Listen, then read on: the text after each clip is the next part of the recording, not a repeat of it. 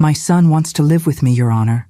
Melissa's voice carried perfectly through the hushed courtroom, her practiced sincerity making me grip the wooden bench until my knuckles turned white.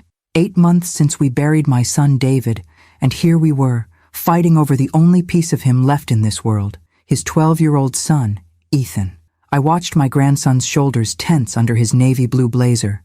Too formal for a boy his age, but Melissa had insisted he look presentable for court. The same Melissa who couldn't be bothered to wash his school uniforms or notice when he went 3 days wearing the same t-shirt at home. Judge Carlton, a man whose silver hair and lined face spoke of decades witnessing human conflict, adjusted his glasses and addressed Ethan directly. Is that true, young man? Do you want to live with your mother? The courtroom fell silent. My attorney squeezed my hand in reassurance, but we both knew the reality. Courts favor biological parents. Despite all our documentation of Melissa's negligence, despite Ethan spending more nights at my house than his own over the past months, despite everything, she remained his mother. Ethan stood slowly. At 12, he was at that awkward age, no longer a little boy, but not yet a teenager, gangly limbs and a voice that occasionally cracked. David's eyes looked back at me from his son's face, sending a fresh wave of grief through my chest. Your Honor, he began, his voice steadier than I expected. May I show you something first? From his pocket, he pulled out his phone, the one I'd given him for his birthday last month after Melissa forgot their mobile upgrade appointment for the 3rd time. I have a recording from last night, Ethan continued. I think it will help you understand. Melissa's perfectly composed expression slipped. Objection, Your Honor. Whatever my son recorded was done without my knowledge or consent. That's illegal and— Ms. Reynolds, Judge Carlton interrupted firmly. In family court, I have considerable latitude to hear evidence, especially from the minor whose custody is being determined. I'll decide its admissibility after hearing it. He nodded toward Ethan. You may proceed, young man. My grandson pressed play, and Melissa's voice filled the courtroom. Not the carefully modulated tones she'd used before the judge, but sharp, impatient words. Stop packing that bag, Ethan. You're not going to your grandmother's tonight. But Mom, you said I could when you and Brandon go to the concert. Plans change. Brandon thinks it looks bad if you're always at her house. Once this custody nonsense is settled, you won't be spending so much time with her anyway. But no buts. God, you're just like your father, always making everything so difficult.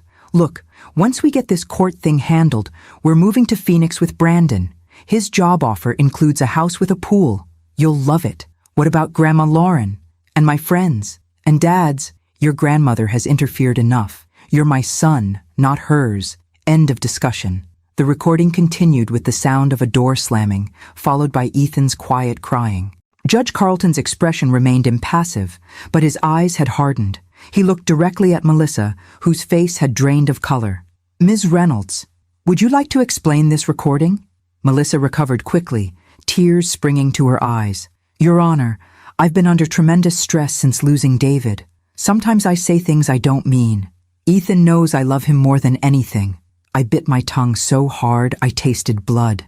8 months of watching her neglect Ethan while she rebuilt her social life. 8 months of him showing up at my doorstep hungry, or with homework unsigned.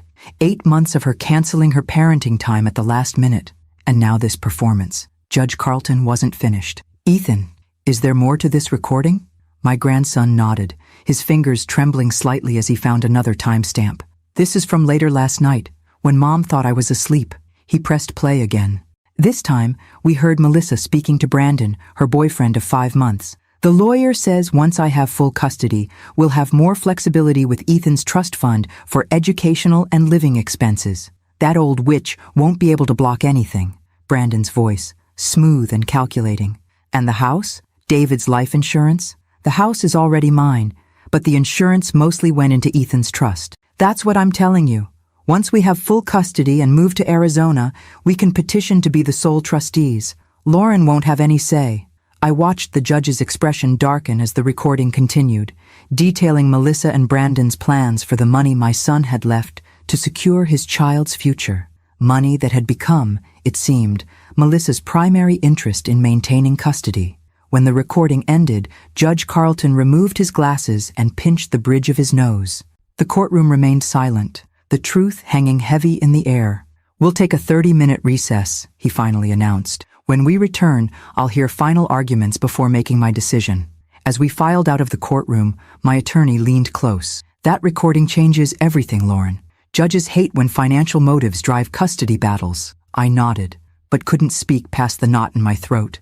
This wasn't a victory. It was a tragedy. My grandson had been forced to expose his own mother's callousness to protect himself. In the hallway, Ethan slipped his hand into mine, something he hadn't done in public since he was 9, considering it too babyish. The simple gesture nearly broke me. "I'm sorry, Grandma," he whispered. "I didn't want to embarrass Mom, but you have nothing to apologize for," I assured him. "Nothing at all." Over his shoulder, I caught Melissa's gaze, cold and calculating beneath her mask of maternal concern. The woman my son had once loved enough to marry, to start a family with, was a stranger to me now. As we waited to return to the courtroom, I thought about David, my brilliant, kind-hearted son, who had updated his will just weeks before the accident that took his life, as if some part of him had sensed the need to protect his child's future. I thought about my daughter Emma, who had flown in from Seattle to support us despite her demanding surgical residency. And I thought about Ethan, forced to grow up too quickly in the past 8 months. Whatever happened next, one thing was certain. I would not let David down. I would protect his son, no matter what it took. The bailiff called us back into the courtroom, and I straightened my shoulders, ready to face whatever came next, for Ethan, for David, for the family that remained. Judge Carlton's decision still echoed in my ears as I unlocked the door to my home. Now officially, Ethan's home as well, at least temporarily. Temporary full custody is granted to the maternal grandmother, Lauren Carter, pending a full home study and psychological evaluation of all parties. The court finds sufficient evidence of potential financial exploitation to warrant immediate intervention. Melissa's face when the ruling was announced would haunt me for years, shock dissolving into calculated fury as she realized her plans had unraveled in the space of a 30-minute recording. Her parting words in the courthouse parking lot still hung in the air between Ethan and me. "This isn't over.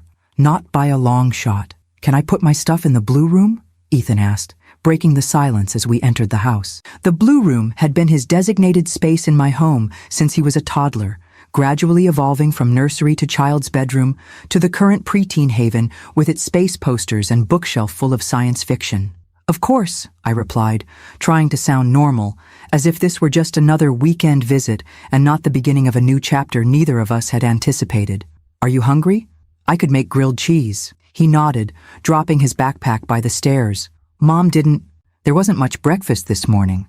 She was busy getting ready for court." The casual mention of Melissa's neglect, so commonplace that Ethan mentioned it without emphasis, tightened something in my chest. How long had this been his normal?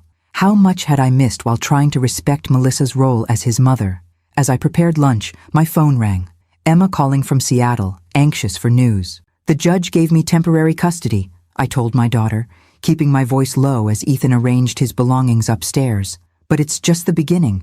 Melissa's already threatening to fight."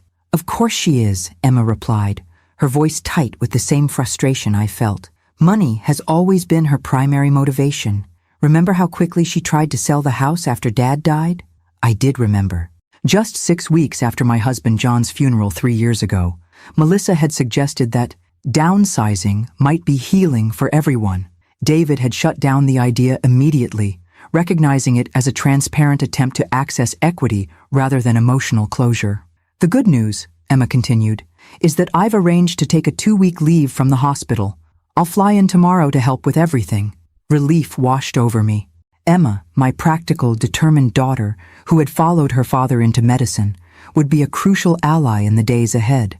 At 34, she balanced her father's analytical mind with my own stubborn perseverance, qualities we would need in abundance. "Mom?" Ethan's voice from the doorway pulled me back to the present. "Is that Aunt Emma?"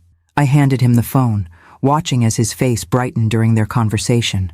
Emma had always been his champion, from teaching him to ride a bike when David was traveling for work to defending him fiercely when Melissa suggested his struggles in math were due to not trying hard enough, rather than the dyslexia that was later diagnosed. As they chatted, my phone pinged with a text message from my attorney.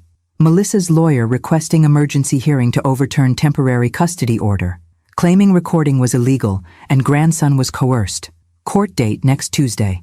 Don't worry, we're prepared. The brief moment of peace shattered. Of course Melissa wouldn't accept the judge's decision. Of course she would claim manipulation. The trust fund David had established for Ethan was substantial, nearly $2 million from his life insurance and company shares, with me and Emma as co-trustees until Ethan turned 25. In their recording, Melissa and Brandon had made it clear they believed gaining custody was the first step to accessing those funds. Grandma? Ethan's voice pulled me from my thoughts. He stood holding my phone, his expression suddenly years older than his 12 years. Mom's calling. Should I answer? The court order included reasonable phone contact between Ethan and Melissa. I nodded, though every instinct wanted to shield him from whatever manipulative tactics she might employ. Hi, Mom, he answered, his voice carefully neutral. Even from across the kitchen, I could hear Melissa's agitated tone, though not her specific words. Ethan's face remained impressively stoic as he listened. No, I wasn't coached, because it was the truth. No, Grandma didn't tell me to record anything. I did it because he fell silent, listening again. Then, with a firmness that startled me, I don't want to move to Phoenix with Brandon. I want to stay here, in Dad's house, in my school, with Grandma and my friends. Another pause. I know you're my mom. That doesn't mean... He stopped again, his expression clouding. That's not fair. Dad wouldn't want... Whatever Melissa said next made him flinch. He handed me the phone without another word and walked out of the kitchen, his shoulders rigid with suppressed emotion. Melissa, I began, keeping my voice level despite the anger boiling beneath the surface. You've turned my son against me, she hissed, dispensing with any pretense of civility. Congratulations, Lauren. I hope you're satisfied. Ethan made his own recording and his own decision to show the judge, I replied evenly. If you're unhappy with how you appear in that recording, perhaps you should reflect on your own behavior, not blame a 12-year-old boy or his grandmother. This is temporary, she spat. I'm his mother. No judge is going to permanently give custody to a 67-year-old woman over a biological parent. The jab at my age was deliberate and cutting. I was active and healthy, but the 15-year age gap between my children meant I was indeed older than most grandparents of 12-year-olds. It was a card Melissa would undoubtedly play in court. I'm not trying to replace you, I said, maintaining my composure with effort. I'm trying to provide stability for Ethan while you sort through your priorities. My priority is my son. Is it? Because based on that recording, your priority seems to be his trust fund. The silence that followed was brittle with rage. When Melissa spoke again, her voice had dropped to a dangerous whisper. You have no idea who you're dealing with, Lauren. None at all. The line went dead. I stood in my kitchen, phone still pressed to my ear, a chill settling between my shoulder blades. In the 8 months since David's death, I had watched Melissa transform from grieving widow to negligent mother to calculated opponent. What would she become next, now that her financial plans had been temporarily thwarted? From upstairs came the faint sound of Ethan's guitar, halting chords of the song David had been teaching him before the accident. The familiar melody steadied me, a reminder of what was at stake. My phone pinged with another text, this time from Emma. Flight lands 10:15 a.m. tomorrow. Don't worry, Mom. We've got this. I took a deep breath and began assembling grilled cheese sandwiches, choosing normalcy as my shield against the storm I knew was gathering.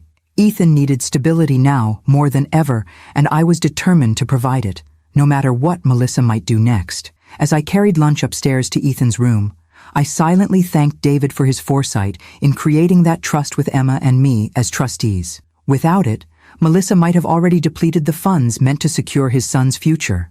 With it, we at least had financial leverage in the battle ahead. What we didn't have was any idea how far Melissa would go to regain control, not just of Ethan, but of the money she believed should be hers.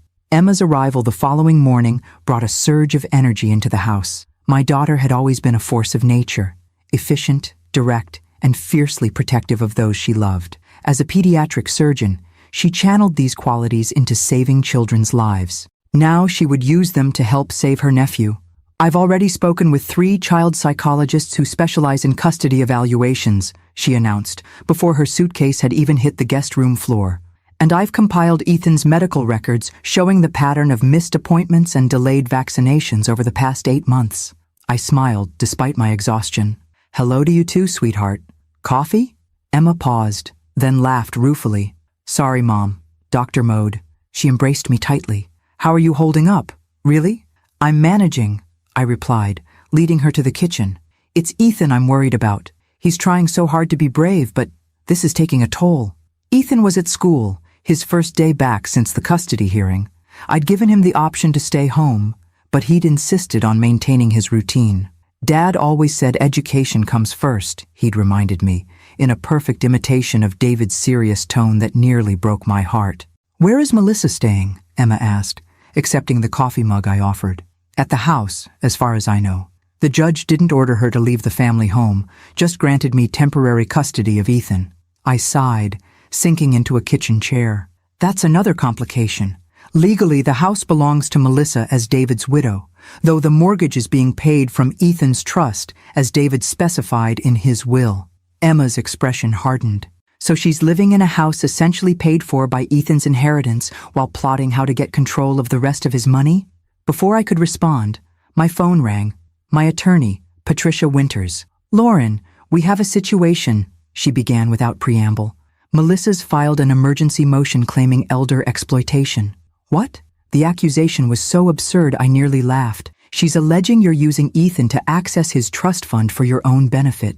She's demanding a full financial audit of all expenditures since David's death. The irony would have been amusing if it weren't so infuriating. That's ridiculous. Emma and I haven't used a penny of that money except for the mortgage payments and Ethan's school tuition, exactly as David's will stipulated.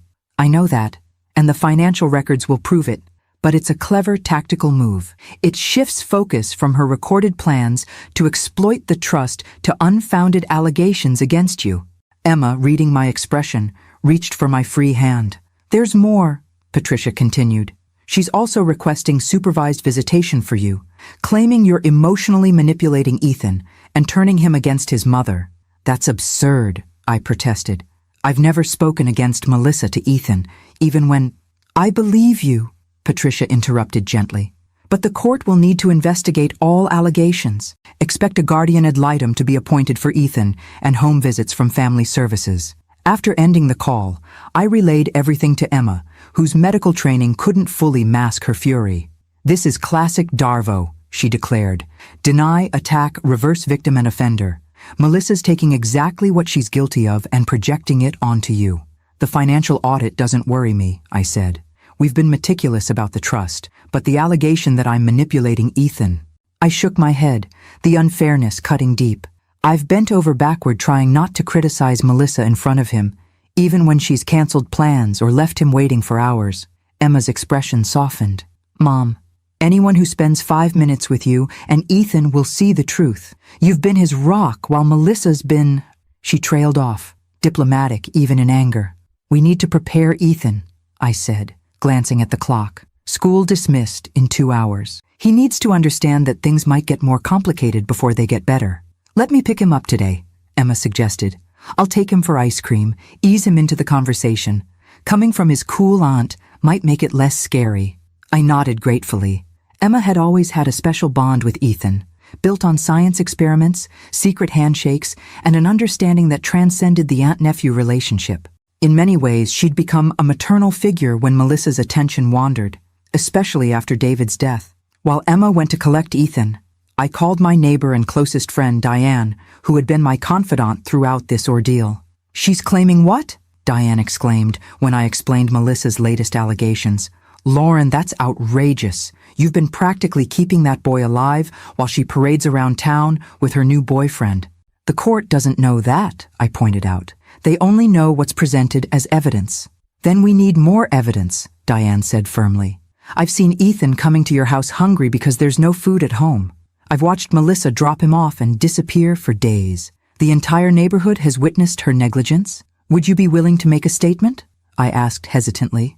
Involving others meant expanding the circle of conflict, something I'd been reluctant to do. I'll do better than that, Diane replied. I'll organize statements from the whole neighborhood. The Patels next door, the Rodriguezes across the street. We've all seen what's been happening. It's time we spoke up. By the time Emma returned with Ethan, his favorite mint chocolate chip ice cream having softened the blow of the latest developments, I had emails from 5 neighbors offering detailed accounts of Melissa's neglect and my consistent presence in Ethan's life. Grandma, Aunt Emma says Mom's telling lies about you, Ethan said as he entered the kitchen, his expression troubled but determined. I can tell the judge what really happened.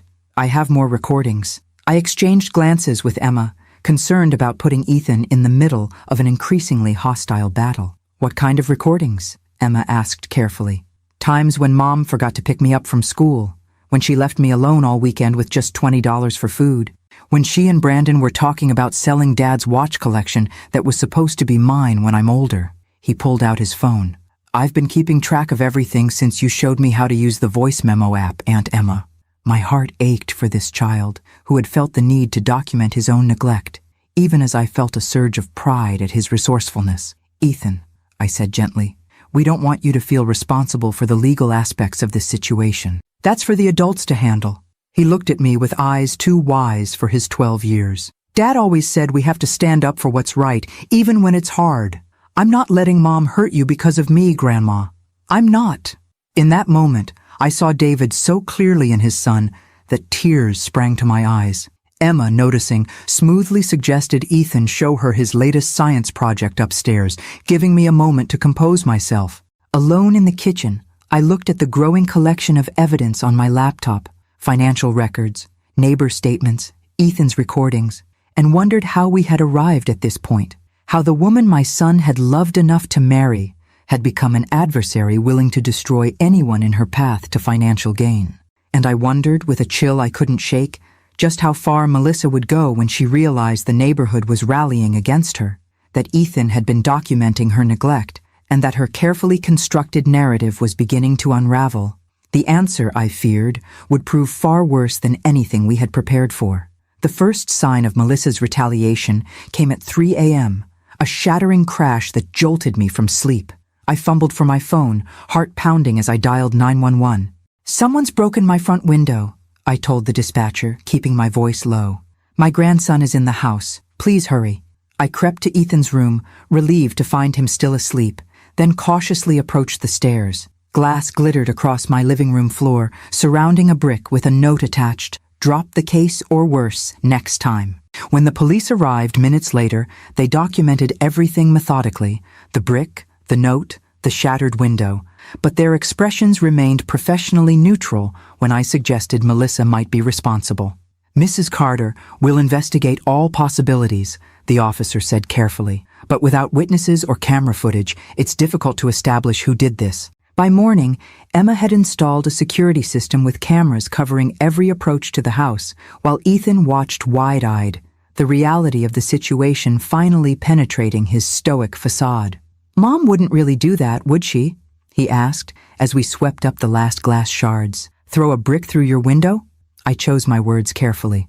I don't know, sweetheart. People sometimes make poor choices when they're desperate. It was Brandon, Emma stated flatly once Ethan was out of earshot. Melissa's too calculating to do something this crude herself, but he's exactly the type to think intimidation will work. Patricia, when informed, immediately filed for a restraining order and submitted the incident as evidence of escalation. This actually helps our case, she explained. It demonstrates the lengths they'll go to maintain control.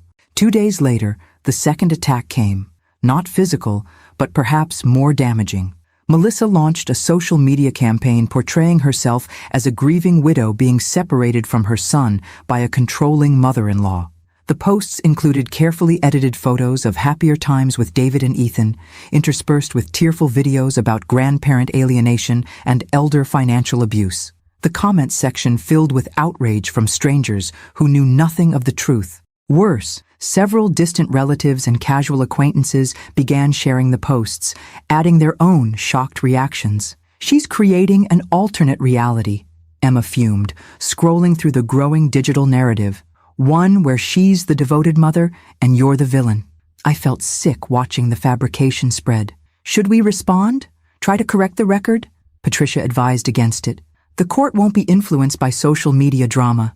Engaging only validates her platform and makes you look defensive. Document everything, but don't respond publicly.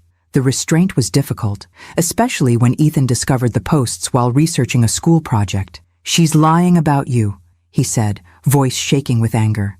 "And about me. She's saying I was manipulated, that I didn't really want to live with you."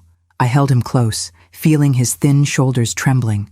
"The truth doesn't need to shout to be heard, Ethan. The judge will see through this." But even as I reassured him, I worried. Public perception could influence even the most impartial legal proceedings, and Melissa was crafting a compelling, fictional narrative. The following day brought the third escalation, a visit from Child Protective Services, prompted by an anonymous report claiming I was medically neglecting Ethan. The social worker, Ms. Torres, was professional but thorough, inspecting the house, checking the refrigerator for appropriate food, and interviewing Ethan privately. I sat in the kitchen with Emma, both of us tense despite having nothing to hide. "This is absurd," Emma whispered furiously. "You've taken him to every doctor's appointment since David died. He's healthier and more stable now than he's been in months." When Ms. Torres finally concluded her inspection, her expression had softened noticeably. "Mrs. Carter, I want to be transparent with you. We receive many reports during custody disputes, and we're required to investigate all of them. What I've seen today doesn't raise any concerns about Ethan's welfare in your care." Relief washed over me. "Thank you. I understand you're doing your job. However," she continued carefully, "I should inform you that the reporter made multiple allegations. This was just the initial visit. There may be follow-up investigations." After she left, Emma called Patricia immediately. "Melissa's weaponizing the system against us. First social media, now CPS. What's next?" "Unfortunately, this is textbook high-conflict custody behavior," Patricia replied. "The good news is that judges recognize these patterns. Each false report actually strengthens our position for the final custody determination. But the constant attacks were taking a toll. I found myself jumping at unexpected noises, checking the security cameras obsessively, scrutinizing every aspect of Ethan's care for potential vulnerabilities Melissa might exploit. Ethan, meanwhile, was showing signs of increasing anxiety, trouble sleeping, decreased appetite, startling easily. When Emma suggested he speak with a therapist, he initially resisted. "I'm not crazy," he insisted. "I'm just worried about what Mom might do next." "Therapy isn't for crazy people," Emma explained gently. "It's for anyone navigating difficult situations, like surgeons who need physical therapy after long surgeries strain their backs." The medical comparison resonated with him, and he reluctantly agreed. Dr. Kavita Shah, a child psychologist specializing in family trauma, quickly established rapport with Ethan. After their third session, she requested to speak with me privately. "Ethan is remarkably resilient," she began, "but he's carrying an unhealthy burden of responsibility. He believes he needs to protect you from his mother." My heart sank. "That's exactly what I've tried to prevent." "Children are perceptive," Dr. Shah said kindly. "He sees the strain you're under, regardless of how well you think you're hiding it. But there's something else concerning me." She hesitated. "Ethan mentioned his mother has been sending him private messages suggesting that if he tells the truth and comes home, she'll drop all legal actions against you." The manipulation was breathtaking in its cruelty, using Ethan's love for me as leverage against him. "He's refused her offers," Dr. Shah continued, "but each refusal increases his anxiety. He's essentially being asked to choose between his own well-being and yours." I closed my eyes briefly, gathering strength. "What can we do?" "First, consider blocking direct communication between Ethan and his mother except through monitored channels. Second, Ethan needs reassurance that the adults will solve these problems, not him. And third," she met my gaze directly, "you need support too, Mrs. Carter. This situation would challenge anyone, let alone someone processing their own grief for their son." That evening, after discussing Dr. Shah's recommendations with Emma and Patricia, we filed an emergency motion requesting that all communication between Melissa and Ethan be conducted through a court-approved co-parenting app that would document all exchanges. As I prepared dinner, trying to maintain some semblance of normal routine, Emma received a text that made her expression darken. "What now?" I asked, dreading the answer. It's from Dad's old colleague at the hospital, she replied slowly. Melissa was just hired as an administrative assistant in the billing department, the same department that handles all employee medical records. The implications hit me immediately. Emma's position as co-trustee of Ethan's trust made her as much a target as me.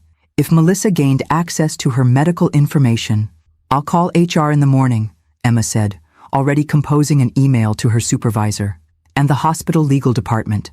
That night, as Ethan finally slept peacefully with the help of Dr. Shaw's recommended bedtime routine, Emma and I sat on the porch, the security lights casting long shadows across the yard. "She's not going to stop," Emma said quietly. "Every time we block one avenue, she finds another." I watched the shadows, remembering how David had played in this very yard as a child, how he'd later taught Ethan to ride a bike on this same stretch of concrete. "No, she's not going to stop," I agreed. "Which means we need to find a way to end this conclusively." "How?" Emma asked. "We're already doing everything legally possible." I considered the question, thinking about all I'd learned about Melissa in the 8 months since David's death, her patterns, her motivations, her weaknesses. "She wants Ethan's money," I said slowly.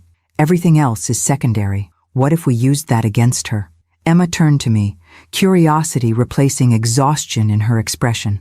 "What are you thinking, Mom?" "Something David would probably call crazy," I admitted. "But maybe crazy is exactly what we need right now." "You want to do what?" Patricia stared at me across her office desk, coffee cup frozen halfway to her lips. "Offer Melissa money to walk away," I repeated calmly. "Not from Ethan's trust. That remains untouchable. Personal funds." Emma, seated beside me, nodded. "Mom's been thinking this through all night. Melissa's actions are financially motivated. If we address that motivation directly, we might be able to resolve this without dragging Ethan through months of escalating conflict." Patricia set down her cup carefully.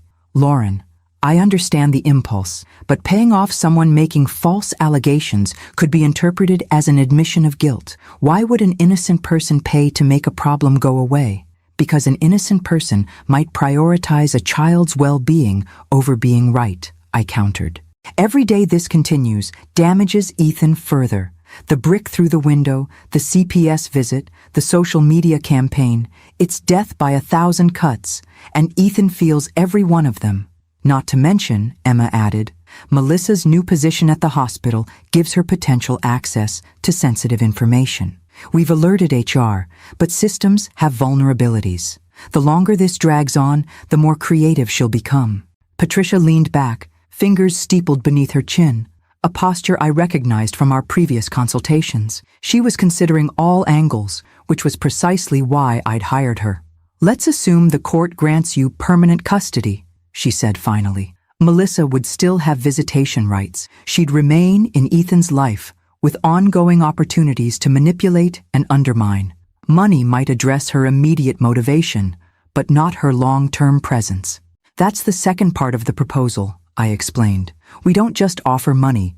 We offer a clean break, a significant sum in exchange for voluntary termination of parental rights."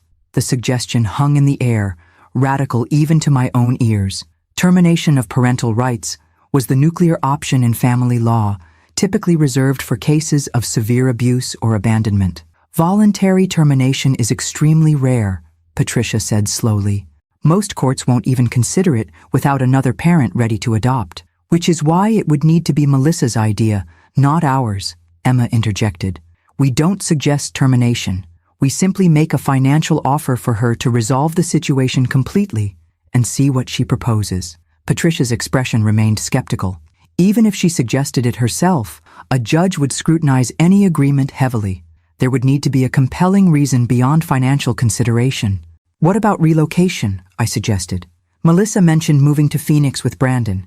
If she presented termination as a compassionate choice, allowing Ethan stability rather than cross-country visitation, it might be more palatable to the court. And if she brought up the idea first," Emma added, "after we've established a pattern of her prioritizing money over Ethan's welfare, it would reinforce our narrative rather than undermine it." Patricia tapped her pen thoughtfully against her legal pad. "It's unorthodox," she admitted, "but given the circumstances, how would you envision approaching her?" "Not directly," I said firmly. "That's too risky. We need a neutral third party, Someone who could float the concept without it being traced back to us. I might have an idea, Emma said slowly. Brandon's ex-wife is a scrub nurse at my hospital. From what I've heard, they had an extremely contentious divorce, largely due to financial issues. She might be motivated to disrupt his latest meal ticket. Patricia raised an eyebrow. You want to recruit the boyfriend's ex-wife as an intermediary? That's creative problem-solving, Emma finished with a hint of her father's wry humor. Something surgeons excel at.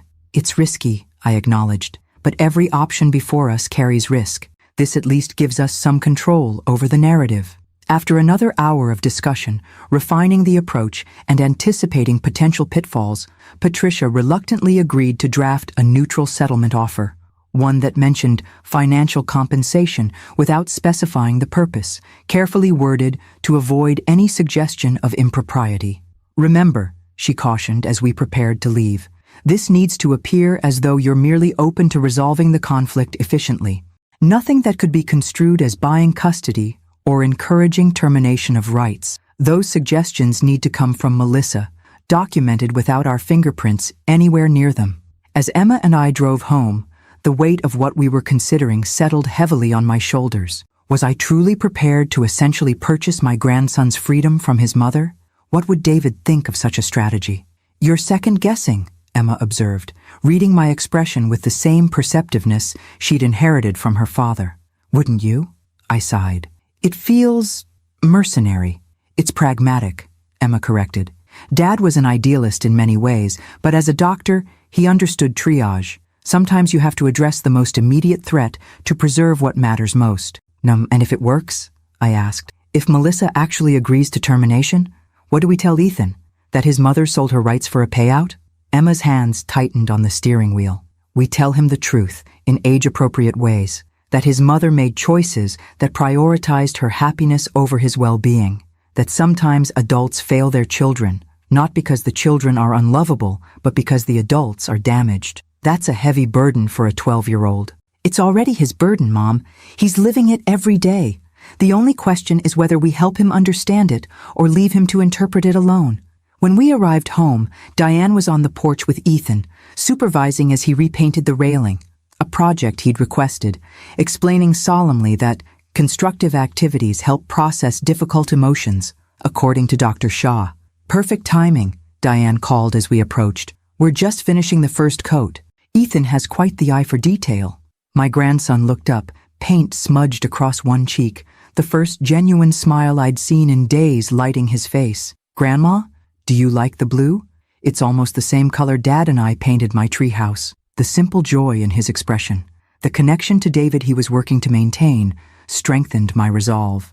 This child deserved stability, security, and peace, not to be a pawn in his mother's financial schemes. That evening, after Ethan had gone to bed, Emma made the call to Brandon's ex-wife, carefully framing the conversation as one healthcare professional to another, concerned about a child caught in an increasingly volatile situation. 3 days later, as Ethan and I worked in the garden, my phone rang with an unknown number. Lauren, Melissa's voice was cool, controlled. I think it's time we discussed a permanent resolution to our situation, one that benefits everyone involved. I met Emma's gaze across the yard, where she'd been pretending to read while actually monitoring the security cameras. I'm listening, I replied, matching Melissa's businesslike tone while my heart raced with cautious hope. The first piece of our strategy had worked. Now came the delicate part, allowing Melissa to believe the most reprehensible solution was her own brilliant idea. Let's be practical about this situation, Melissa continued, her voice carrying the smooth confidence of someone who believes they're in control. This legal battle is costly for everyone involved, emotionally and financially. There's a simpler solution. I remained silent, letting her fill the space, a technique I'd learned during my years teaching high school English. The most revealing statements often emerge when people are uncomfortable with silence. I'm considering relocating to Phoenix with Brandon, she continued after a moment. His job offer includes significant advancement opportunities, and frankly, there are too many painful memories here since David's death. I understand, I replied neutrally, giving nothing away. Ethan has mentioned you were discussing a move, a brief hesitation. Yes, well, that's part of what I wanted to discuss. Long-distance co-parenting would be challenging, especially with our current dynamics. I could almost hear her calculating her next words, weighing how direct to be about her true intentions. "It occurs to me," she finally said, "that there might be an arrangement that would benefit everyone. Ethan is clearly attached to you and Emma. He's established at his school, has his friends here. Uprooting him might not be in his best interest. The sudden concern for Ethan's welfare would have been touching if it weren't so transparently strategic." I remained silent, waiting. "I'm wondering if we might consider a more permanent arrangement," Melissa continued, her voice dropping slightly as if sharing a confidence. "One where Ethan remains with you, and I move forward with my life in Phoenix." "What exactly are you proposing, Melissa?" I asked, careful to keep any hint of eagerness from my voice. "A clean break," she replied promptly. "I've been researching options. Did you know that voluntary termination of parental rights is possible under certain circumstances, particularly when another family member is prepared to assume full responsibility?" And there it was, the suggestion we'd hoped she would make, now presented as her own compassionate idea. Patricia had warned us to let Melissa articulate the proposition clearly, to create an unambiguous record of her initiative. "That's a significant step," I observed, deliberately neutral. "Termination of rights is permanent." "Exactly," she agreed, a new eagerness entering her voice. "No more court battles, no more conflict. Ethan stays where he's comfortable, and I can move forward without constant legal entanglements." "I see," I said carefully. "And what would this arrangement entail, practically speaking?" The brief pause told me we'd reached the crux of the conversation, the part Melissa had been leading toward all along. "Well, there would be financial considerations," she said delicately. "After all, I'd be relinquishing my claim to make decisions about Ethan's future, including his inheritance management." "You're suggesting compensation," I clarified, ensuring the terms were explicit. "I prefer to think of it as recognition of the sacrifice involved," Melissa countered smoothly. "I am his mother, after all. Legally walking away from that relationship deserves acknowledgement." I took a steadying breath, feeling Emma's attentive gaze from across the yard. "What kind of acknowledgement did you have in mind?" $250,000, Melissa stated without hesitation, as if she'd calculated the precise value of her maternal rights. "A one-time payment, after which I would voluntarily terminate all parental rights and legal claims regarding Ethan." The amount was actually less than we'd anticipated, revealing either Melissa's underestimation of her negotiating position or the depth of her eagerness to cash out and leave. "That's a significant request," I replied, stalling while I processed her proposal. "I would need to consult with my attorney about the legality of such an arrangement." "Of course," Melissa agreed readily. "I've already spoken with mine. It's unconventional, but not unprecedented. The key is presenting it to the court as a mutual recognition that Ethan's stability is best served by remaining with you, while I pursue opportunities that would otherwise require disrupting his life." Her rehearsed explanation sounded reasonable, even altruistic, a mother sacrificing her rights for her child's well-being, with financial compensation merely an incidental factor. The narrative was cleverly constructed to disguise the reality. She was selling her son for $250,000. "I'll need to think about this," I said, unwilling to appear too eager despite the surge of hope her proposal had triggered, "and discuss it with Emma, as she's co-trustee of Ethan's inheritance." "I understand," Melissa replied, an edge of impatience now audible beneath her composed exterior. "But I should mention that Brandon's position has a definite timeline. We would need to relocate within the next month to secure the opportunity, so a prompt decision would be appreciated." The artificial deadline was transparent, a classic high-pressure sales tactic, but I didn't challenge it. Let her believe her strategy was working. "I'll get back to you within a few days," I promised. "This isn't a decision to be made lightly." After ending the call, I walked over to Emma, who had abandoned any pretense of reading. $250,000, I reported quietly, mindful of Ethan working nearby. "For complete termination of rights." Emma's eyebrows rose. "That's all? I was expecting at least double that." "She must be desperate to leave," I observed, "or Brandon's opportunity is time-sensitive for reasons she hasn't shared." "So we counter-offer?" Emma asked. I shook my head slowly. "No, we accept her terms, but with conditions. The money is placed in escrow, released only after termination is finalized, and she's physically relocated to Phoenix. And we include a non-disclosure agreement. She never discusses this arrangement publicly or with Ethan. She'll want some of the money up front, Emma predicted.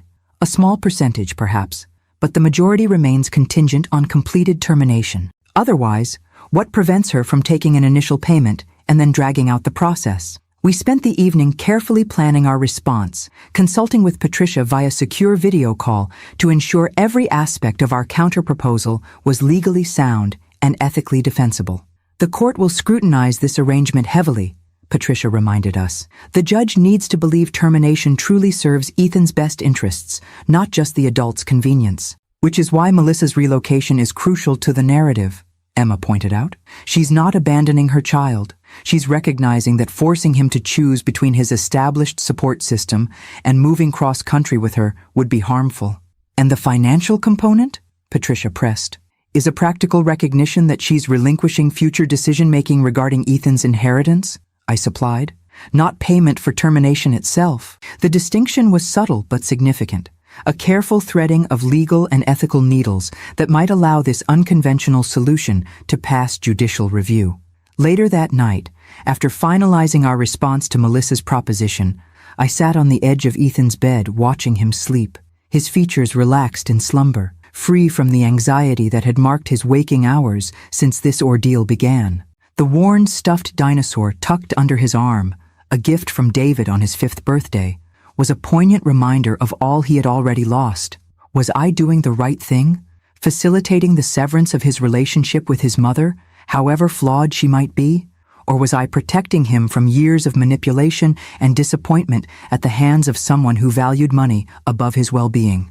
There were no perfect answers, only difficult choices made with imperfect information. But looking at my grandson's peaceful face, I knew with bone-deep certainty that I would walk through fire to protect him from further harm. If that meant paying Melissa to remove herself permanently from his life, so be it. Some might call it distasteful or mercenary. I called it the price of peace, an investment in Ethan's future security that David would have made without hesitation. Tomorrow, we would set the wheels in motion. For better or worse, we were committed to our course. The Starbucks on Main Street provided the neutral territory Patricia had recommended for our meeting with Melissa and her attorney. Public enough to discourage outbursts, private enough for discreet conversation at a corner table. Emma had insisted on accompanying me despite my protests that she should be conserving her limited leave time. I'm a trustee too, she had reminded me firmly. Besides, Melissa is less likely to try manipulation tactics with both of us present. We arrived 15 minutes early, a strategic decision to claim the optimal seating position. Patricia joined us shortly after, meticulously organized as always with color-coded folders containing our counter-proposal and supporting documentation. Remember, she cautioned in a low voice, let me lead the legal discussion. If Melissa tries to engage you emotionally, redirect to the practical aspects of the agreement. Melissa arrived precisely on time, accompanied by a sleek man in his 50s whose tailored suit and calculated smile marked him as the type of attorney who specialized in aggressive negotiation. Brandon waited outside in the parking lot, a detail that struck me as oddly telling. He wanted the benefits of Melissa's potential windfall, but preferred to keep his hands clean of the actual transaction. Lauren, Emma, Melissa nodded curtly as she took her seat. All pretense of familial warmth abandoned now that we'd moved to the business phase of our relationship. This is Gregory Walsh, my attorney. After brief introductions, Patricia opened her primary folder. We've reviewed your client's proposal for voluntary termination of parental rights in conjunction with her relocation plans. My clients are prepared to accept the financial terms, with certain conditions. Walsh raised an eyebrow, clearly surprised by our lack of resistance to the amount. What conditions? Patricia slid a document across the table.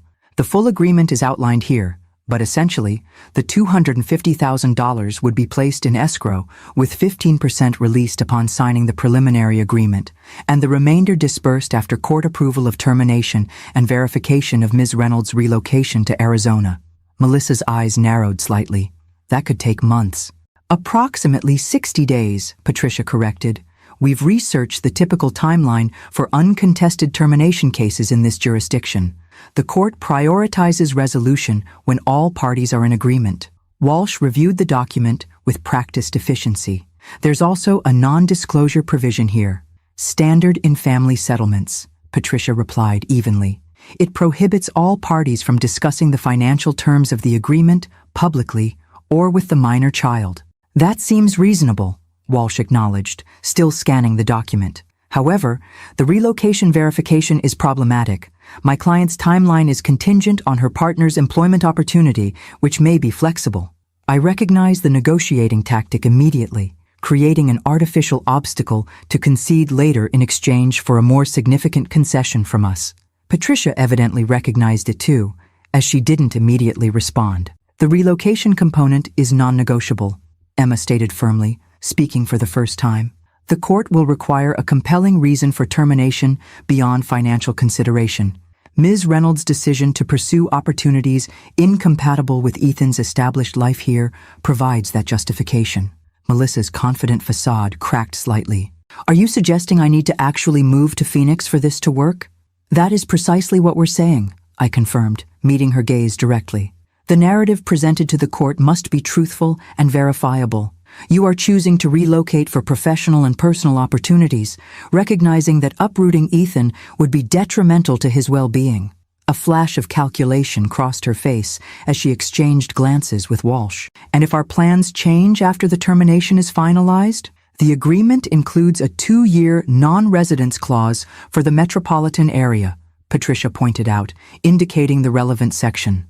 After that, you're free to live wherever you choose. But the initial relocation must be genuine and documented. Walsh leaned close to Melissa, whispering something that caused her to frown momentarily before her expression smoothed back into practiced neutrality. The escrow arrangement is acceptable, Walsh said after their brief consultation. However, we propose 25% released upon signing rather than 15%, and will need specific parameters defining what constitutes verification of relocation. The negotiation continued for nearly 2 hours, addressing every detail from the timeline for court filings to the specific language that would be presented to the judge. Throughout the discussion, I noticed Melissa's attention repeatedly drifting to the parking lot where Brandon waited, as if seeking invisible guidance or reassurance. Finally, Walsh closed his portfolio. I believe we've addressed all substantive points. I'll revise the agreement according to our discussion and circulate it for review by tomorrow afternoon. As we prepared to leave, Melissa suddenly asked, "What about Ethan's things? His clothes, his electronics?" The question, the first that centered on Ethan himself rather than financial or legal considerations, caught me off guard. For a moment, I glimpsed something almost like genuine concern in her expression. "We can arrange for you to pack his belongings while he's at school," I offered, "or we can pack them for you, whatever you prefer." She hesitated, then nodded. "I'll do it. There are a few things I want to make sure he keeps. Things from David." The unexpected mention of my son sent a pang through my chest. I sometimes forgot that despite everything, Melissa had once loved David, had built a life with him, had given birth to their child. What had transformed that young woman into the person sitting across from me now, clinically negotiating away her relationship with their son? "I'll let you know when Ethan will be out of the house for several hours," I said quietly. "You can have that time privately." Something flashed across her face, gratitude, regret, before her composed mask returned. "Thank you." As we walked to our cars, Emma voiced the question that had been circling in my mind. "Do you think she'll actually go through with it, once the reality sets in?" Patricia considered this thoughtfully. The financial motivation is strong, and she's clearly invested in her new relationship, but terminating parental rights is profoundly final. Some clients experience last-minute hesitation when faced with signing the actual documents. "She won't hesitate," I said with quiet certainty. "Not if the money is sufficient, and her path forward with Brandon remains clear." "How can you be so sure?" Emma asked. I thought about the woman I'd observed over the 8 months since David's death, her calculated decisions, her shifting priorities, her fundamental self-interest. Because Melissa has already emotionally terminated her relationship with Ethan. The legal formality is just catching up to the reality she's already created. As I unlocked my car, I caught sight of Brandon watching us from across the parking lot, his expression a mixture of impatience and avarice. In that moment, I understood with perfect clarity that our negotiation wasn't really with Melissa at all. She was merely the conduit for his ambitions, a realization that both strengthened my resolve and deepened my sadness for the family David had once believed in. "Let's go home," I said to Emma. "Ethan will be wondering how the meeting went." What I wouldn't tell him, not yet, was how his mother had put a price tag on their relationship and how readily we had agreed to pay it. "But why does Mom need to pack my stuff?" Ethan asked, confusion clouding his face as I explained the arrangements for the following day. "I'm staying here, right?" We sat at the kitchen table, afternoon sunlight streaming through windows that had been replaced after the brick incident. 3 weeks had passed since our negotiation meeting. The revised agreement had been signed, the initial payment transferred to escrow, and preliminary court paperwork filed. Tomorrow, Melissa would come to collect Ethan's belongings from the family home while he spent the day with Emma at the Science Museum. "Yes, you're staying here," I assured him.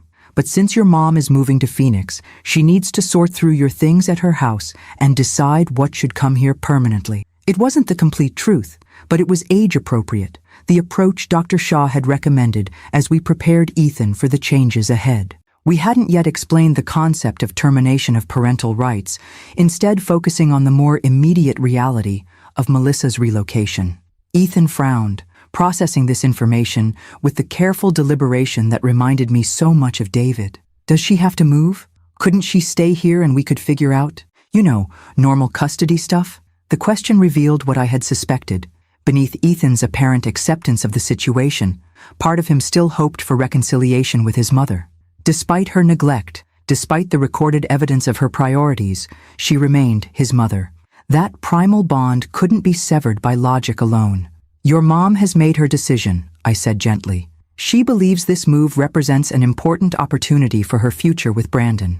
"More important than me," Ethan said flatly, the hurt barely concealed beneath his matter-of-fact tone. I resisted the urge to agree or to disparage Melissa. Dr. Shaw had emphasized the importance of allowing Ethan to form his own conclusions without adult influence. "I can't speak to your mom's priorities, Ethan. I can only tell you that Emma and I are committed to providing you with stability and support, no matter what." He nodded, but his expression remained troubled. "Can I at least call her tomorrow, to say goodbye before she packs everything up?" The request caught me off guard.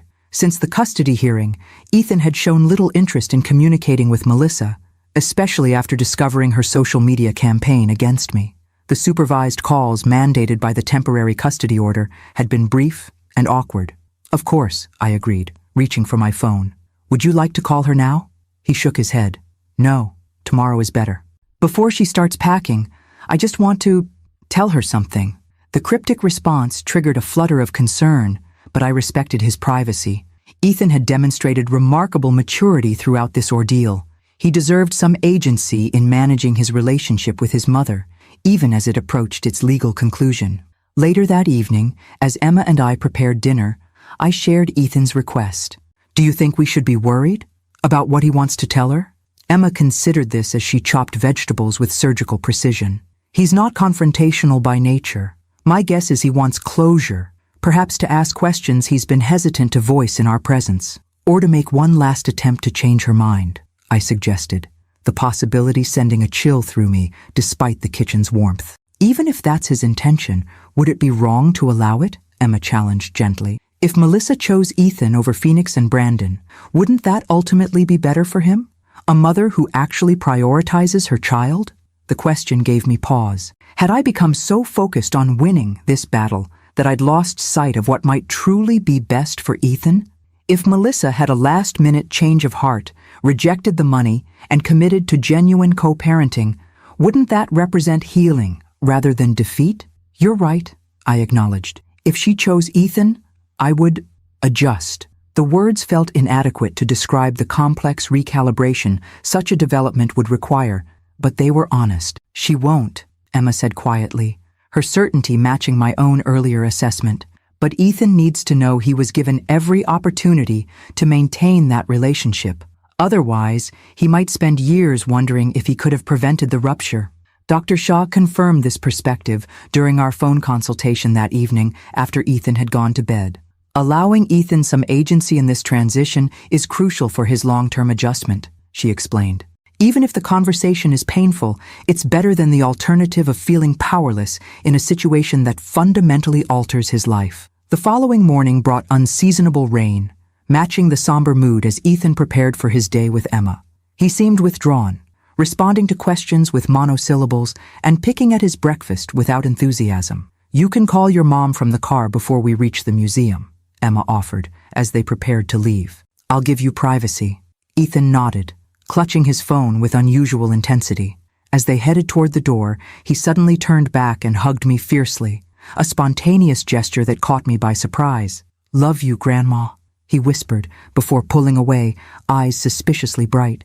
"Love you too," I replied, throat tight with emotion. "Have fun at the museum." After they departed, I busied myself with practical tasks, laundry, meal preparation for the week ahead, organizing the guest room that would soon become Ethan's permanent space. Anything to distract from the knowledge that across town, Melissa was systematically removing herself from her son's life. Patricia called mid-morning with an update. Melissa's attorney has confirmed she'll be at the house from noon until 3. The court date for the termination hearing has been set for 3 weeks from today. Assuming all goes as planned, this should be finalized before the new school year begins. "Has she mentioned any hesitation?" I asked, still processing my conversation with Emma the previous evening. "None," Patricia replied firmly. "In fact, she's requested information about expediting the process if possible. She's eager to complete the relocation." The confirmation simultaneously relieved and saddened me. Relieved because it suggested our path to stability for Ethan remained clear. Saddened because no mother should be eager to sever ties with her child, regardless of circumstances. Shortly after noon, Emma texted, "Call with M complete. Brief but intense. E upset but processing. Continuing with museum plans. Home around 4. I resisted the urge to ask for details, knowing Emma would share what was appropriate when they returned.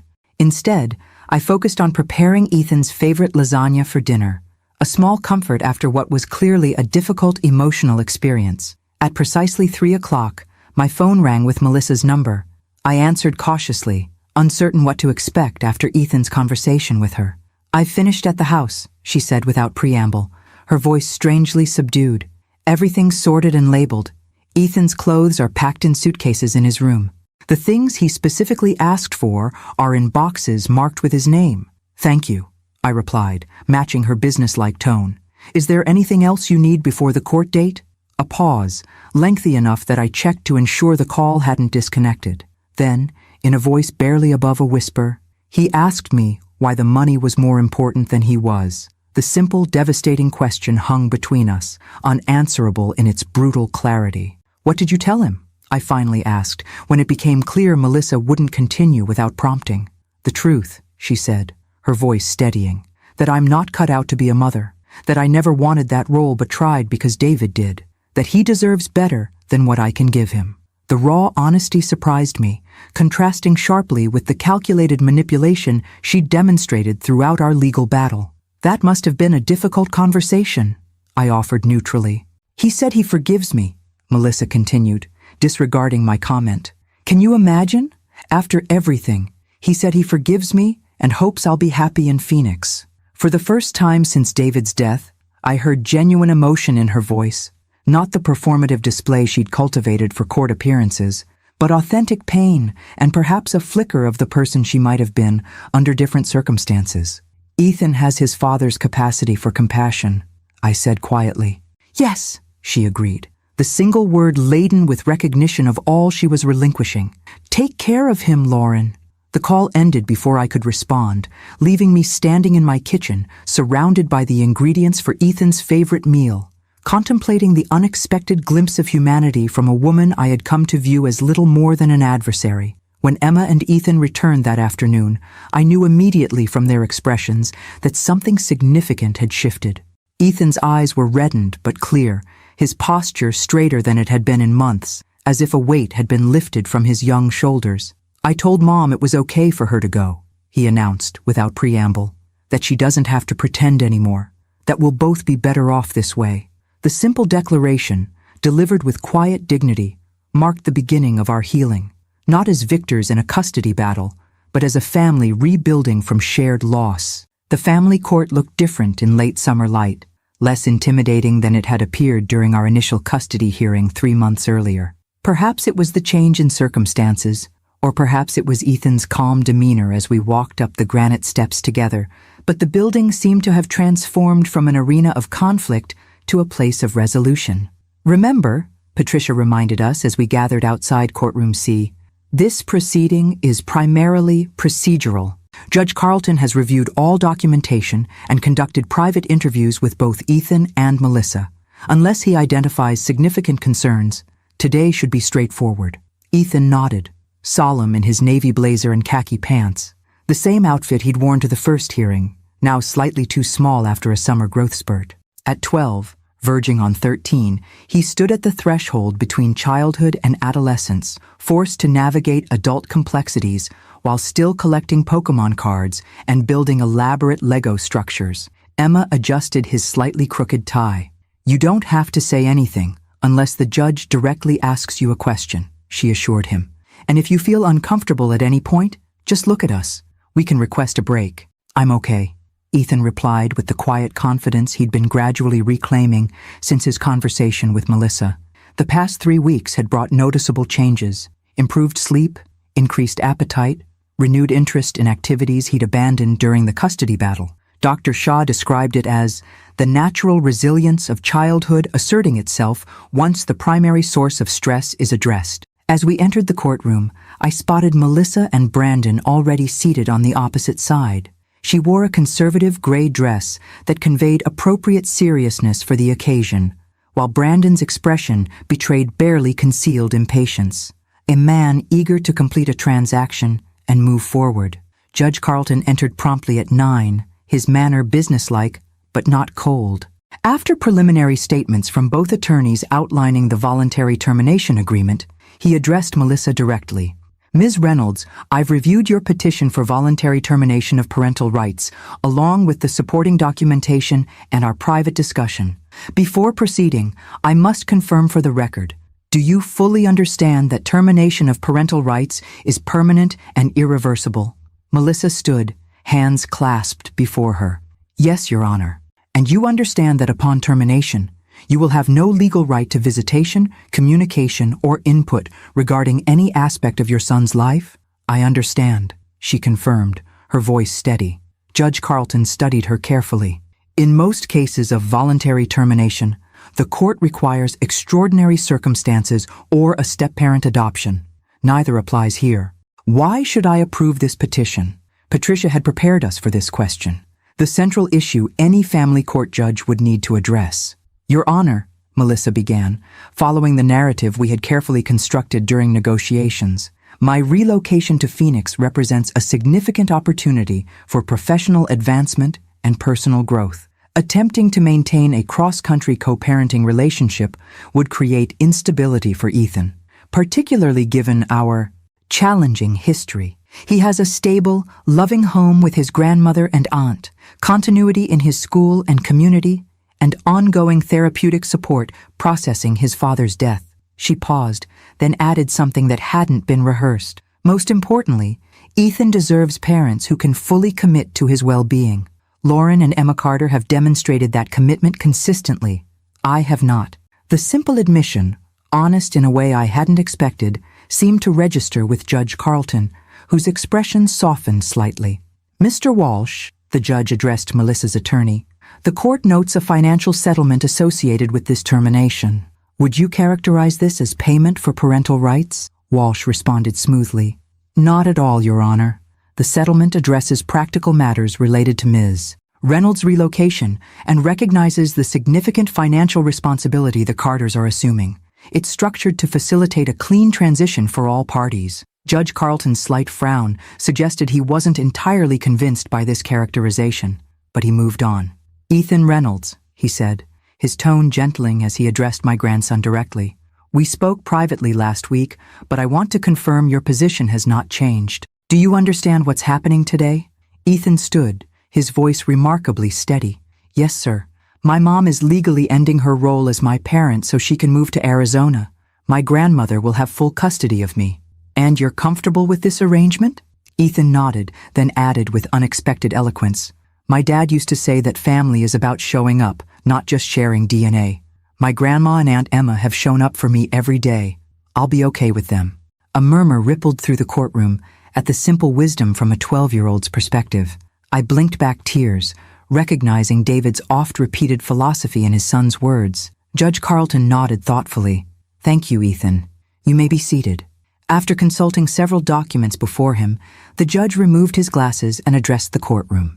Having reviewed all relevant factors, including the guardian ad litem's recommendation, psychological evaluations, and my interviews with the parties, I find that the proposed termination serves the child's best interests under these specific circumstances. He turned to Melissa. "Ms. Reynolds, are you making this decision freely and voluntarily, without coercion?" "Yes, Your Honor," she confirmed. "And to the Carters, are you prepared to assume full legal responsibility for Ethan's care and well-being?" "We are," Emma and I responded in unison. Judge Carlton nodded once, decisively. "Then by the authority vested in me by the state, I hereby terminate the parental rights of Melissa Reynolds with respect to minor child Ethan David Reynolds, transferring full legal guardianship to Lauren Carter, with Emma Carter designated as successor guardian." The gavel struck with surprising gentleness, belying the monumental nature of what had just occurred. In that moment, the legal structure of our family was fundamentally altered, not creating something entirely new, but formalizing the reality that had been developing since David's death. As we gathered our belongings, Melissa approached hesitantly, maintaining a respectful distance from Ethan. "The apartment lease in Phoenix starts next week," she said, addressing me rather than him. "We'll be leaving on Tuesday." "I wish you well," I replied with genuine sincerity, the bitterness of our conflict having gradually dissolved into something more complex. Not forgiveness exactly, but recognition of the human complexity beneath our adversarial positions. Melissa nodded, then turned to Ethan, uncertainty evident in her posture. After a moment's hesitation, he stepped forward and offered his hand with remarkable maturity. "Goodbye, Mom," he said simply. "I hope you find what you're looking for." Something flickered across Melissa's face, regret, relief, a complicated mixture of both, before she briefly clasped his hand. "Take care of yourself, Ethan. You're going to be an amazing person."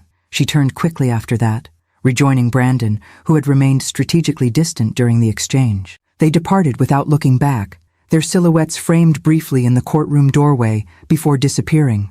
Melissa walking out of Ethan's life with the same decisive finality with which the judge's gavel had fallen. Outside on the courthouse steps, Ethan stood between Emma and me, blinking in the bright August sunshine. "Is it really over?" he asked, his voice suddenly younger, more vulnerable than it had been inside. "The legal part is," Emma confirmed, her arm around his shoulders. "The rest, processing everything, building our new normal, that's ongoing, but we'll do it together." As we walked to the car, Ethan fell into step beside me. "Dad would be okay with this, wouldn't he?" he asked quietly. "He wouldn't think I gave up on Mom too easily?" The question pierced my heart, the child still seeking reassurance that he hadn't failed some invisible test of family loyalty. "Your father," I said carefully, "wanted one thing above all else, for you to be safe, loved, and happy. He would be incredibly proud of how you've handled this impossible situation with grace and compassion beyond your years." Ethan nodded, seemingly satisfied with this assessment. "Can we stop for ice cream on the way home? To celebrate?" The simple request, so normal, so blessedly ordinary, felt like the first genuine step into our future. "Absolutely," I agreed. "Today calls for a double scoop." As we drove away from the courthouse, I caught a glimpse of Ethan in the rearview mirror, his face turned toward the window, expression pensive but not despairing.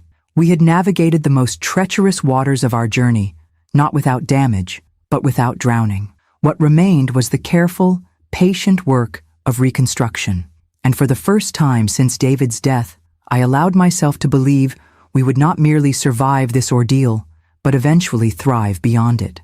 1 year after the termination hearing, I stood in the doorway of what was now indisputably Ethan's room, watching as he carefully arranged his science fair display on his desk. The project, an impressively sophisticated analysis of water quality in local streams, had already won first place at his middle school. Tomorrow, it would compete at the regional level.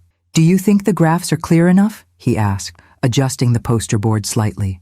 At 13, Ethan had grown 4 inches in 12 months, his voice occasionally cracking as it transitioned toward adulthood. The gangly uncertainty of early adolescence was tempered by a quiet confidence that had gradually emerged as our lives stabilized. "They're perfect," I assured him, suppressing a smile at his perfectionism, another trait inherited from his father. "The color coding makes the data patterns immediately obvious." He nodded, satisfied with this assessment from a former English teacher. "Dad would have loved this project, wouldn't he?" "He would have been absolutely fascinated," I confirmed. "Probably would have suggested 3 more experiments before you'd even finished this one." Ethan laughed, the sound unburdened in a way that still occasionally surprised me. "Aunt Emma said the same thing when I showed her the preliminary results. She wanted me to expand it to include watershed analysis." The easy mention of both his father and aunt reflected the healing that had gradually occurred over the past year. Emma had accepted a permanent position at Seattle Children's Hospital, but maintained her presence in Ethan's life through monthly visits and weekly video calls. Her professional success, recently published research on pediatric transplant outcomes, would have made David immensely proud. "Dinner in 20 minutes, I reminded Ethan. "Diane and Dr. Shaw are joining us, remember?" "I remember," he confirmed, already turning back to make final adjustments to his display. In the kitchen, I put the finishing touches on a celebratory meal: lasagna, still Ethan's favorite, garlic bread, and a salad featuring vegetables from the garden we had started together last spring. Cooking had become a shared activity, one of many new traditions we had established in our reconfigured family. The doorbell rang just as I was setting the table. Diane arrived first, bearing her famous tiramisu for dessert, followed shortly by Dr. Shaw. Over the past year, the therapist had transitioned from professional support to family friend, her warm wisdom proving valuable well beyond the initial crisis that had brought her into our lives. As we settled around the table, the conversation flowed easily. Ethan enthusiastically explaining his scientific methodology, Diane sharing amusing stories from her recent Mediterranean cruise, Dr. Shaw discussing the children's art therapy program she had established at the community center. "I've been meaning to tell you," Dr. Shaw said during a natural pause in conversation. "Ethan's case study, anonymized of course, has been accepted for presentation at a national conference on childhood resilience. His journey provides valuable insights for professionals working with children navigating family restructuring." Ethan looked up with interest. "You're using my story to help other kids?" "With your grandmother's permission," Dr. Shaw confirmed. "Your experience, particularly how you processed the termination, offers important lessons about children's capacity to adapt when provided with appropriate support and honesty." I watched Ethan absorb this information, noting the subtle straightening of his shoulders, the physical manifestation of recognizing that his pain might serve a purpose beyond mere suffering. "Speaking of which," he said after a moment, setting down his fork, "there's something I've been wanting to show everyone." He disappeared upstairs, returning moments later with his tablet. "I found this while organizing old files last week. It's the original recording from the court hearing." The mention of that pivotal moment, Ethan raising his phone in the courtroom, the devastating evidence of Melissa's true priorities playing for all to hear, sent a ripple of tension through our celebratory dinner. "Are you sure you want to revisit that, sweetheart?" I asked carefully. We had rarely discussed Melissa since her departure for Phoenix. True to the non-disclosure agreement, she had maintained complete silence, no birthday cards, no holiday greetings, no social media mentions of the son she had legally relinquished. "I'm sure," Ethan replied, with the quiet determination that had become his hallmark. "I think it's important." He placed the tablet on the table and pressed play. The recording began with Melissa's voice, sharp, impatient, dismissive of Ethan's desire to visit me. But then, something unexpected happened. As the familiar argument continued, I realized with growing confusion that this wasn't the same recording that had been played in court. This version continued beyond the argument about visiting me, capturing a conversation I had never heard before. "Mom," Ethan's voice asked, "do you even want me to live with you?" A lengthy pause followed, then Melissa's sigh. "It's complicated, Ethan. That's not an answer." Another pause. "If I'm being honest, I was never meant to be a mother. Your father wanted children. I went along with it because I loved him. But this role, it doesn't come naturally to me the way it does to your grandmother. Then why are you fighting for custody? Ethan's voice was smaller now, vulnerable. Because that's what mothers are supposed to do, Melissa replied, an edge of bitterness in her tone. Because admitting I don't want that responsibility makes me a monster in everyone's eyes, not in mine, Ethan said quietly. I'd rather know the truth than live with someone who resents me. The recording ended there, leaving a stunned silence around our dinner table. I stared at Ethan, struggling to process what I'd just heard. That's not the recording from court, I finally managed. No, he confirmed, meeting my gaze steadily. That one came later, after I realized what was really happening with Mom and Brandon and the trust fund. This was the first one, from about 2 weeks earlier. Doctor, Shaw leaned forward slightly. You recorded this conversation and then chose not to use it? Ethan nodded. At first, I thought if Mom admitted she didn't really want to be a parent, that would solve everything. But then I overheard her and Brandon talking about the trust fund, and I realized, he paused, collecting his thoughts. I realized that showing a judge she didn't want me would hurt her too much. It would make her look like a bad person. The money conversation was better because it was about them being greedy, not about her failing as a mother. The profound compassion of this decision, a 12-year-old boy protecting the dignity of the very woman who had failed to protect him, left me speechless. Even in the midst of his own pain, Ethan had considered how to minimize damage to Melissa's reputation. That was an incredibly empathetic choice, Dr. Shaw observed gently. May I ask why you're sharing it now? Ethan considered the question carefully. Because I'm not angry anymore. For a long time, I thought Mom gave me up because she wanted money more than she wanted me. That hurt a lot. But now I understand she gave me up because she knew Grandma and Aunt Emma could give me what she couldn't. The money was just making it easier to admit the truth. The insight, profound in its compassion and maturity, brought tears to my eyes. In that moment, I glimpsed the man Ethan was becoming, thoughtful, perceptive, capable of understanding human complexity beyond his years. Your father would be so proud of the person you're becoming, I said softly. Ethan smiled, a genuine expression that reached his eyes. I know. That's why I wanted to share this tonight. I feel like I'm finally okay with everything that happened. Like I can stop wondering if things could have been different. Diane, who had remained respectfully silent during this revelation, reached over to squeeze Ethan's hand. That's what healing looks like, young man. Not forgetting or pretending it didn't hurt, but finding a way to carry the experience without being defined by it. As we resumed our meal, the conversation gradually returning to lighter topics, I observed the people gathered around my table, this chosen family we had constructed from the fragments of tragedy. Diane, whose steadfast friendship had sustained me through the darkest days. Dr. Shaw, whose professional guidance had transformed into genuine connection. And most importantly, Ethan, the grandson who had become in many ways the heart of my life's second act. The journey from that first courthouse hearing had been neither straight nor easy. There had been setbacks amid the progress, nights when Ethan still cried for his father, moments when the absence of his mother still stung despite her limitations, days when I questioned whether I had enough strength and wisdom to guide him through adolescence. But watching him now, animated as he explained a technical aspect of his project to Diane, confidence gradually replacing the uncertainty that had shadowed him after David's death, I felt profound gratitude for the path we had traveled together. The recording that had changed everything in that courtroom had been powerful in its damning evidence. But this second recording, the one Ethan had compassionately withheld, revealed something far more significant. Not just the failure of one mother, but the extraordinary capacity for understanding in her son. Later that night, after our guests had departed and Ethan had gone to bed, I sat on the porch swing Robert had built decades earlier, contemplating the journey that had brought us to this moment of quiet resolution. My phone buzzed with a text from Emma.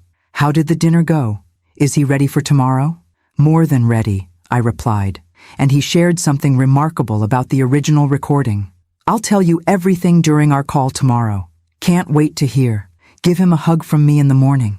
Love you both. I tucked the phone away, gazing at the stars visible above the trees Robert and I had planted when we first purchased this property. So much had changed, yet something essential remained constant. The love that had built this home continued to sustain it, flowing through generations in different forms, but never diminishing. In the quiet darkness, I whispered a truth that had gradually emerged from the chaos of the past 18 months. We're going to be okay. And for the first time, I believed it completely.